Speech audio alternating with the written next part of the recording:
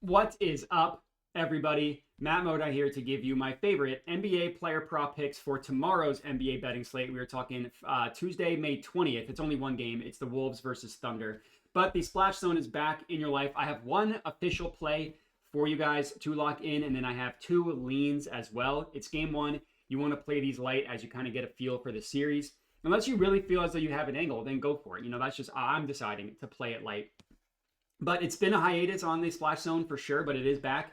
Honestly, the beginning of the playoffs just went so horribly for me, and I've really been focusing on the Dong report and home runs that I've just kind of taken a step back from the NBA. I only really played something if I was really, really confident in it. I didn't do something every single day. I didn't have something for every single game. But the ones that I did have, I felt really good about, and it's been a nice run. So the last couple weeks, I've only had, like 7, 8 plays, 7 total, 8 if you include the Anthony Edwards ladder, which of course did not come to fruition. But these have gone really well. We've made some money on these. We're up over 3 units over the last couple weeks. Again, this is playing very, very light and only playing stuff that I just have the utmost of confidence in. So that's what I am doing for this game tomorrow. We got Wolves versus Thunder. I mean, this is going to be an awesome series. If you want my prediction on who I think is going to win, I actually think the Wolves win the series. I think that it's a little bit mispriced in favor of the Thunder because of how good they were in the regular season, but I think this is a good matchup for the Wolves. And I think that the Thunder, we saw them really struggle offensively against the Nuggets. Well, guess what? Now they have a better defense in the Wolves. We're going to get into that. But anyways, before we get into that, I should recap the entire season. That is one thing that I want to do. This is the entire season. I haven't done the playoffs yet. I do need to see how the playoffs have gone if I track everything, because like I said, the beginning of the playoffs were not good. The last couple ones have been good. But if you look at the entire NBA season, including regular season and playoffs, up over 27 units, up about 5% ROI, just under that. So it hasn't been an amazing season by any means. Clearly not even close to what happened last year. But hey, up about just under 30 units isn't terrible, especially when it feels as frustrating as it has been. But for tomorrow, or today, depending on when you're watching this, the official play that I have is I went with Anthony Edwards, and I took him over 11.5 rebounds plus assists. Now, the odds on this are dropping a little bit, like I took this at FanDuel when it was minus 112, then it went down to minus 110. Now you can see it's best offered at minus 108. And that minus 108 number you can get at a couple places. Like you can get at a legit book like FanDuel, or you can also get it at a Mickey Mouse book like Ballybet and Bet Rivers are the other two that offer it. But this is my one official play. I put a unit on this bad boy. I am very confident in this one. I'm using Props Madness to help with my NBA research. Phenomenal tool. I put a link in the description of the video if you want to check out Props Madness. Guess what? The NBA just started. Once the NBA season winds down, I will hop into the WNBA as well. And guess what? You can use Props Madness for them as well. It's incredibly helpful having a tool like Props Madness. So again, if you're interested, check them out. So regarding Anthony Edwards, if you look at the entire regular season, it hasn't been that impressive in terms of his rebounds plus assists. Like he hit this in less than 30% of his games. So you're probably wondering, why do I like it? Well, first things first, let's look at the matchup, because that is something that is important, is what's the team he's playing. Guess what? He's gone over this number in 3 of the 4 games against the Thunder. He's actually averaging over 15 combined rebounds plus assists. We just need him to get to 12. The assists have been good. His over-under 5.5 is plus money. I don't hate that. If you want to sprinkle the assists at plus 132, I think that's good. He hit that in 3 of 4 games against the Thunder. You look at the potential assists. The first game was gross. He had 2 assists on only 7 potential. That's not what you look for. But 7 on 11, 7 on 11, and 8 on 19 potential assists. If you're telling me he's going to have 11 potential assists, I love for him to get to 6 actual assists, which is what's happened in 3 of the 4 games in the regular season. And then you look at the rebounds, even better. Over 6.5 is also plus money. Honestly, if you wanted to go crazy, just parlay his over rebounds and his over assists, because I love them both together.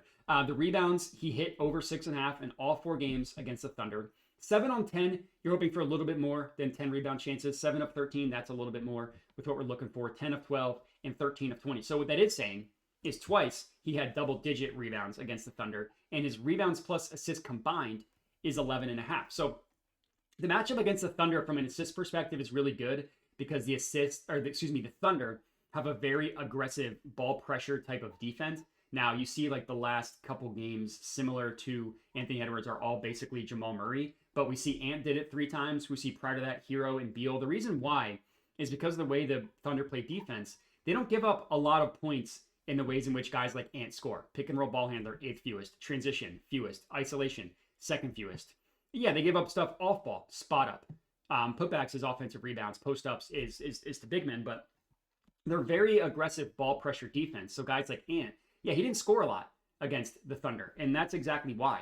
He did rebound a lot, and he did playmake a lot, and it's a good matchup, again, from both a rebounding and a playmaking perspective.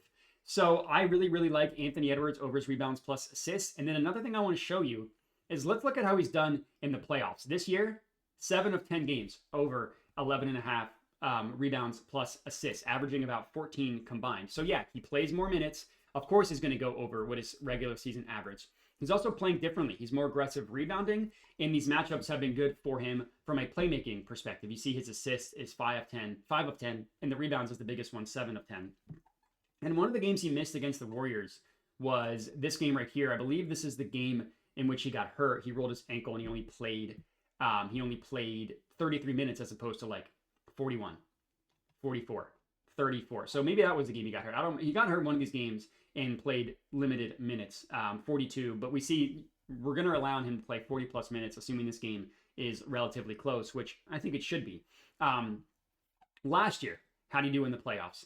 11 of 16 games. And actually, if you look at it, the Nuggets were not a good matchup for his rebounds and assists. He only hit it in 1 of 7 games against the Nuggets. He hit it in every other game, his rebounds plus assists. So we have a 2-year sample size where his rebounds and assists increase in the playoffs. 18 of 26 games over the last 2 years, we've seen his playmaking from a rebounding and assist perspective increase. And you take out the Nuggets series, and this looks a lot better. He's only missed it in 3 games of the last 2 years. That wasn't the Nuggets playoff series from last year. So it's a really, really good matchup for Anthony Edwards for his rebounds and assists. I really like him in the playoffs in general for his rebounds plus assists, so I just think it lines up perfectly. Again, if you want to go crazy, parlay his over 5.5 assists with his over 6.5 rebounds. I don't think that's crazy. You want to take for him to record a double-double, which is like plus 330 at FanDuel. I think that's worth a quarter unit sprinkle. I really do like this look a lot for Anthony Edwards. And if it misses in game 1, I wouldn't hate going back to it in game 2 as well, depending on, obviously, it depends on how things go. But I really do like this for Anthony Edwards. So this is my one official play. I'm just taking one. This is the only play that I'm going to track.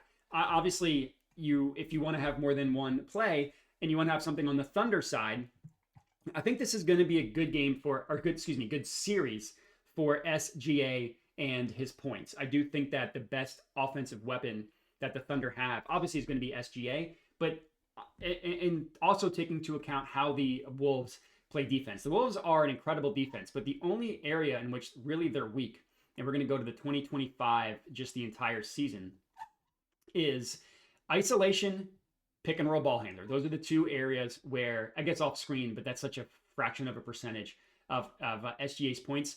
On ball guys like SGA, who can kind of slither it through pick and rolls, who can isolate, those guys have success against the Timberwolves, which is why you see SGA in this matchup went over this number 30.5 in 3 of 4 games. Now, I don't like the minus 130 odds, or you got to bump it up to 31.5 and minus 115. I don't love that either. I wish that 31.5 was a better price. I wish that one of these was a better price, right? Like if I'm getting minus 130 for 30.5, 31.5 shouldn't be minus 115, minus 110, in my opinion. But I do think this is a good series in general for SGA. The reason why I'm not making this an official play goes into my second lean for this game, which is I really like the Wolves to cover the spread. It's like 7.5. This is a system play. Teams like the Thunder, coming off of a grueling 7-game series, fade them in the next game, especially because they only have 1 day of rest in between. They just played yesterday, Sunday. Now they're playing again tomorrow on Tuesday. So I think that we might see a little bit of a tougher, slower, not quite as sharp game from the Thunder, especially when you consider Game 7, they just blew the doors off of the Nuggets. I mean, after that first quarter, the game wasn't even close. It's been a good playoffs overall for Shea. 7 of 11 games going over this number. 5 of 11. So like what? Once he's landed on exactly, or no, 30.5 is, yeah, okay. So 31.5 is 7 of 11, and then he's landed on 31 and 31 and 32 points. So he's landed on exactly 31 twice. So that's why it was less. Sorry, I got confused there. So I think like in game 2, yeah, I'm going to hammer SGA over his point prop, assuming he goes under tomorrow. That's kind of how I am playing this. But it's just, yeah, so the two leans, to be clear, SGA over 30. Let's go 31.5 points and minus 110 to give you guys an official lean. And then the the Wolves at plus 7.5 are my two leans as well.